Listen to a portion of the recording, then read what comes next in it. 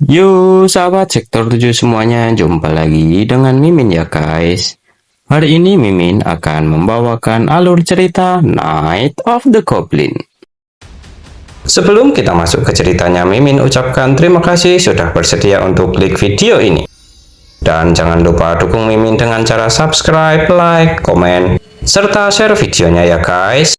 Semoga kalian semua terhibur. Jika ada yang mau berdonasi, boleh ya guys. Link ada di deskripsi. Tak perlu menunggu lama lagi, langsung saja kita masuk ke videonya. Di video kali ini diceritakan bahwa Siwo pun akhirnya menceritakan alasan dirinya mengambil resiko untuk mendekati Xiao Hui karena ada dua roh kegelapan yang bersekongkol dengan satu kekuatan di dalam istana naga dan bersembunyi di kompetisi bela diri ini. Xiao Hui yang mendengar hal itu pun menanggapinya dengan menghela nafasnya dan mengerti maksud perkataan dari Siwo itu. Sedangkan Siwo terlihat tak menyangka bahwa dirinya akan melihat respon Xiao Hui yang biasa saja seolah-olah sudah memperkirakannya dan tak seperti yang dirinya harapkan. Lalu bertanya apakah Xiao Hui sudah mengetahui hal itu? Menanggapi hal itu, Xiao Hui pun berujar bahwa dirinya sama sekali tak mengetahui akan hal itu. Kemudian bertanya apa pendapat Siwo mengenai istana naga ini. Dirinya tahu bahwa Siwo adalah campuran darah manusia dan cenderung lebih manusiawi. Karena itulah dirinya menanyakan kesan Siwo terhadap tempat ini. Mendengar hal itu dengan sedikit ragu-ragu, Siwo pun akhirnya menjelaskan bahwa menurutnya tempat ini bukanlah tempat yang buruk. Walaupun ada satu kejadian yang tak terduga juga. Tapi selain hal itu rasanya tempat ini cukup tenang dan terkendali meskipun hanya perasaannya saja. Mendengar hal itu, Xiao Hui sembari memutar-mutar gelas arak di tangannya pun membenarkan ucapan dari Siwo itu. Sejak dulu istana naga ini adalah sekumpulan makhluk penguasa lautan yang selalu bermurah hati kepada manusia. Mungkin itu karena mereka merasa tak perlu untuk ikut campur. Sebab bagi manusia di masa lalu alam bernama laut itu bahkan lebih kejam dari para siluman. Hingga berlayar menghadapi lautan yang sekejam itu dianggap sebagai kebodohan sekaligus keberanian yang patut dihormati. Karena itulah makhluk-makhluk lautan tak pernah berusaha menjamah manusia kecuali dalam kasus yang sangat langka. Mereka memasrahkan semuanya kepada dinamika laut yang merupakan tempat tinggal mereka dan hanya memantau dari kejauhan saja. Bahkan untuk wilayah timur, bisa dibilang mereka telah melawan alam demi berpihak kepada manusia. Karena di sana ada Raja Naga yang bersedia mengendalikan cuaca dan memberikan tangkapan laut yang melimpah tanpa meminta bayaran yang setimpal. Siwo pun membenarkan cerita Xiao Hui itu dan mengatakan bahwa cerita-cerita zaman dahulu itu juga yang dirinya dengar sejak kecil, yang juga menggambarkan istana naga sebagai tempat yang baik. Lalu Xiao Hui kembali menanggapi perkataan Siwo itu dengan mengatakan bahwa mungkin bagi manusia di zaman sekarang bisa dikatakan lebih dari itu. Karena Istana Naga Laut Timur memberikan dukungan yang begitu besar pada Raja Siluman yang menjabat saat ini untuk membuat peraturan yang menguntungkan manusia begitu dia berhasil naik tahta. Itu bukan cerita yang diketahui secara luas dan seperti yang dirinya katakan sebelumnya, makhluk-makhluk laut itu pada dasarnya sangat bersahabat dengan para manusia. Tapi sebagai orang luar, dirinya tak tahu pasti bagaimana urusan internal dan dinamika politik yang terjadi di Istana Naga. Meskipun Istana Naga sangat bersahabat dengan manusia, peraturan sama sekali tak akan menjamah manusia adalah permasalahan tersendiri. Peraturan itu bisa diterapkan di lautan karena ada sosok terkuat di antara Raja Naga yang terlibat langsung di dalamnya. Dirinya tak tahu kenapa harus seperti itu. Tapi yang jelas Raja Naga Laut Timur begitu memihak pada Raja Siluman hingga rela mempertaruhkan posisinya sendiri. Dan berkat dukungannya itu laut pun menjadi milik manusia dengan sendirinya. Kasarnya, laut menjadi tempat yang terbebas dari pengaruh raja siluman hingga batas tertentu dan tak perlu mengikuti peraturan yang berlaku. Kemudian para manusia mengkhianati pilihan itu. Sontak perkataan itu membuat Siwo pun terkejut lalu bertanya maksud dari mengkhianati itu apa kepada Xiao Hui. Mendengar hal itu, Xiao Hui pun menjelaskan bahwa mungkin memang Siwo belum mengetahuinya karena wajah Siwo yang lugu itu membuat pikirannya tak sampai sejauh itu. Jadi dirinya akan mengatakan suatu hal yang akan membuat Siwo mudah memahaminya. Menurut Siwo, seberapa bersihkah lautan 666 tahun yang lalu jika dibandingkan dengan kondisi lautan saat ini? Sontak kata-kata itu membuat Siwo tersentak setelah mendengar perkataan itu. Kemudian Xiao Hui menjelaskan bahwa para manusia sendiri sudah menyadari betapa seriusnya masalah itu tapi mengabaikannya. Semua manusia pasti mengetahui hal itu kecuali mereka sangat bodoh. Dan lagi para manusia itu adalah makhluk yang tak tahu terima kasih pada lautan yang telah menghidupi mereka. Tentu saja bukan hanya laut saja yang mendapatkan perlakuan seperti itu. Dalam hal ini para manusia berlaku sangat adil pada seluruh alam yang ada di muka bumi ini. Namun laut sangat berbeda dengan tempat yang lain. Apakah Siwo tahu alasannya? Mendengar hal itu, Siwo pun menanggapi dengan berujar bahwa mungkin mereka yang tinggal di laut bisa berbaik hati kepada manusia karena mereka sangat menghormati dan membanggakan laut. Karena mereka pikir meski mereka membiarkan manusia begitu saja, para manusia itu tak akan sanggup melakukan sesuatu yang buruk kepada lautan. Xiao Hui pun membenarkan jawaban dari Siwo itu lalu berkata bahwa mungkin berlebihan juga jika mereka berdua mengatakan keputusan Raja Naga itu sembrono. Tapi sepertinya para anggota Istana Naga yang lain memiliki pemikiran yang berbeda. Hanya ada sebagian bawahan yang benar-benar mengabdikan hidupnya kepada Raja Naga. Sementara sebagian besar kaula di Istana Naga Laut Timur ini merasa tak puas kepada rajanya. Kenapa peraturan yang sejak awal bisa dihapuskan itu harus terus dipertahankan selama 666 tahun? Meski begitu, alasan kenapa sampai sekarang tak pernah terjadi pemberontakan dari mereka adalah karena perbedaan kekuatan yang sangat jelas. Dan karena Raja Naga Laut Timur yang menjabat saat ini adalah sosok kuat yang jarang ada, bahkan di antara para Raja Naga sebelumnya. Dia juga bukan lawan yang bisa dihadapi oleh mereka yang merasa tak puas dengan keputusannya sekalipun mereka menyatukan kekuatan. Karena itulah mereka mencoba menyusupkan bahaya dari luar dan merencanakan pemberontakan dengan memasukkan bencana yang disebut roh kegelapan itu. Lalu saat akan melanjutkan perkataannya, tiba-tiba Xiao Hui mengerutkan dahinya karena kesal, sembari bertanya sebenarnya apa yang diinginkan oleh Siwo sebenarnya. Sebab gelas arak yang sudah dirinya siapkan masih utuh, belum berkurang sama sekali. Kemudian mengeluarkan aura membunuhnya sembari mengatakan bahwa keberanian Siwo itu patut dipuji, hingga berani menolak arak yang dirinya tuangkan dengan tangannya sendiri tepat di depan matanya. Siwo pun terlihat gugup dan beralasan bahwa umurnya baru 17 tahun, jadi dirinya tak boleh minum arak. Ditambah lagi dirinya juga tak tahu bagaimana etika minum itu. Xiao Hui pun mendecakkan mulutnya sembari meremehkan alasan umur yang disampaikan oleh Siwo itu.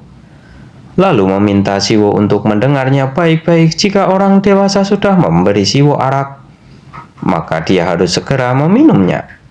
Diketahui juga apa yang disampaikan oleh Xiao Hui itu seperti sebuah mantra kuat yang berlaku di wilayah Asia Timur. Karena itulah Siwo tak bisa membantahnya lagi. Tapi masalahnya, Siwo tak memiliki banyak pengalaman untuk minum seperti itu.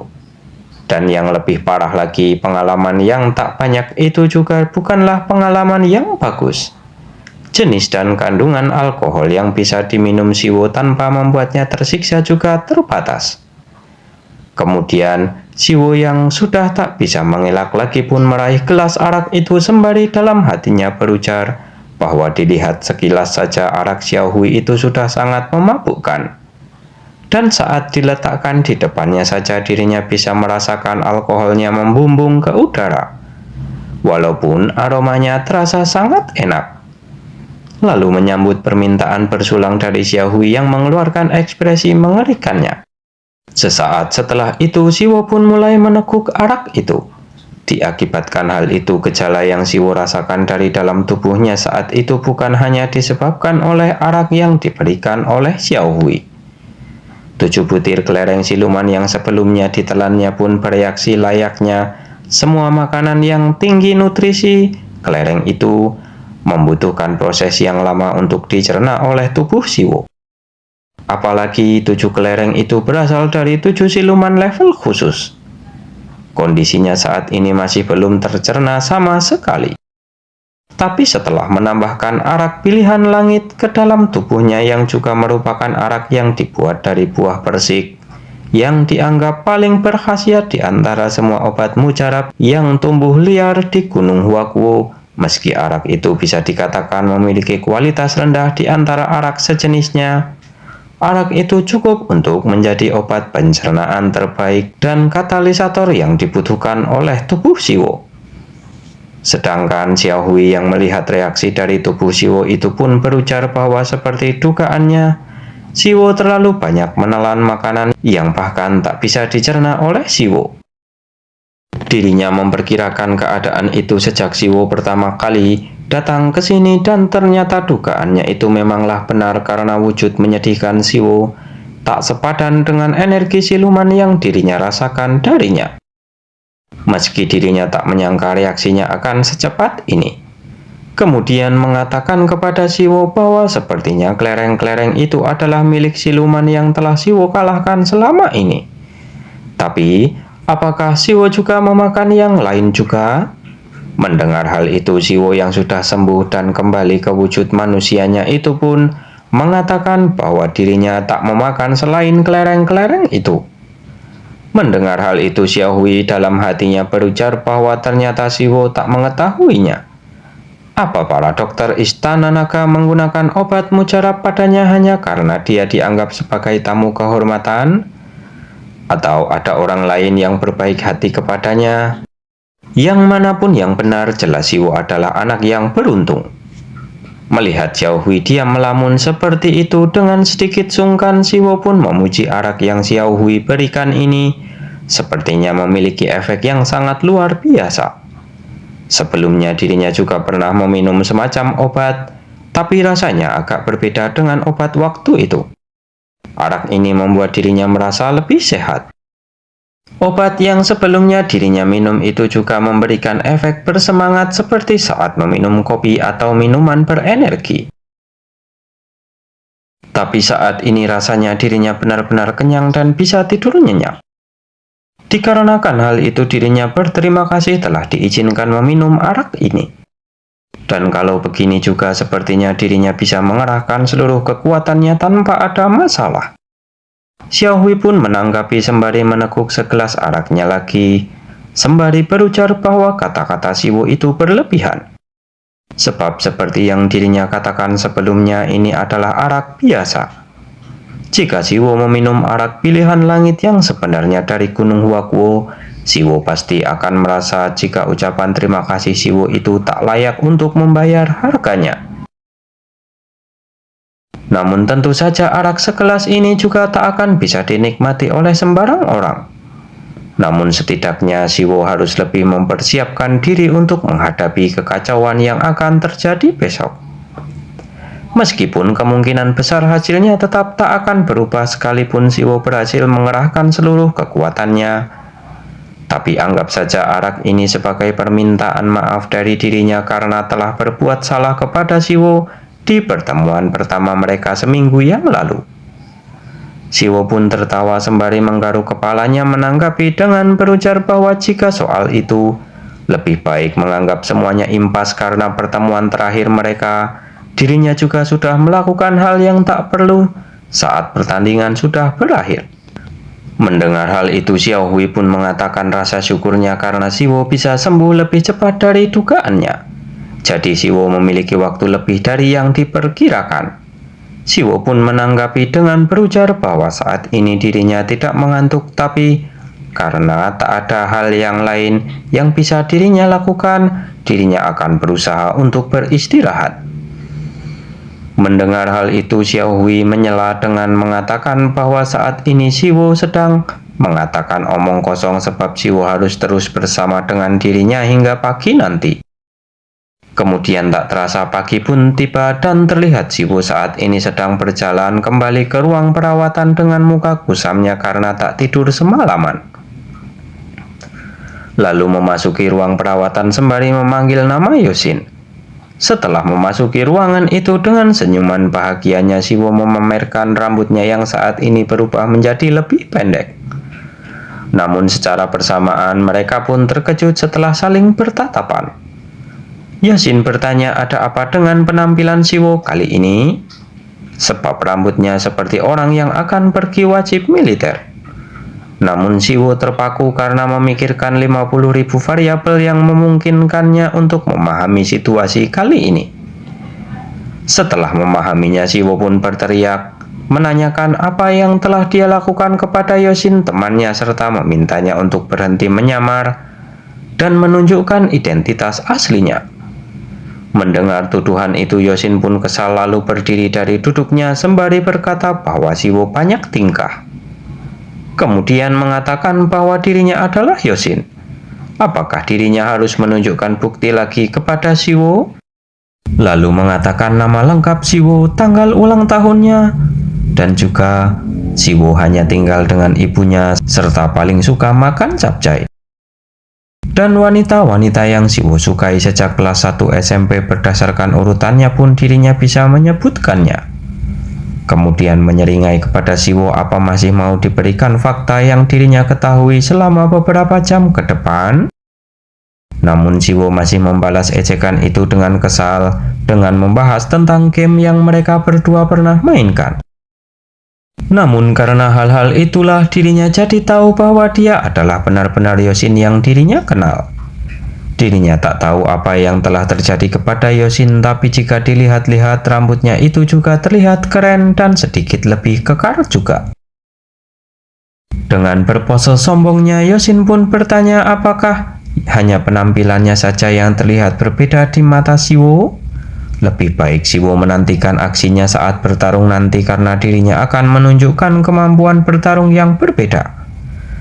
Dengan muka polosnya, Siwo pun sedikit ragu-ragu mengatakan bahwa bukannya penampilan Yosin saat ini tak cocok dengannya, tapi lebih baik Yosin mengikat rambutnya. Sebab ada orang lain yang penampilannya mirip Yosin tapi lebih keren darinya. Mendengar hal itu, Yosin pun terlihat kesal dan menyadari bahwa memang Siwo memiliki bakat untuk membuat orang lain kesal. Akan tetapi mereka berdua pun dikejutkan dengan hadirnya pengurusku yang menyapa mereka berdua. Di sana pengurusku berujar bahwa dirinya berharap mereka berdua bisa beristirahat dengan nyenyak semalam.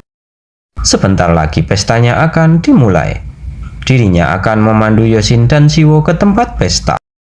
Tapi jika mereka berdua ingin mundur, maka dirinya akan meninggalkan mereka berdua di sini.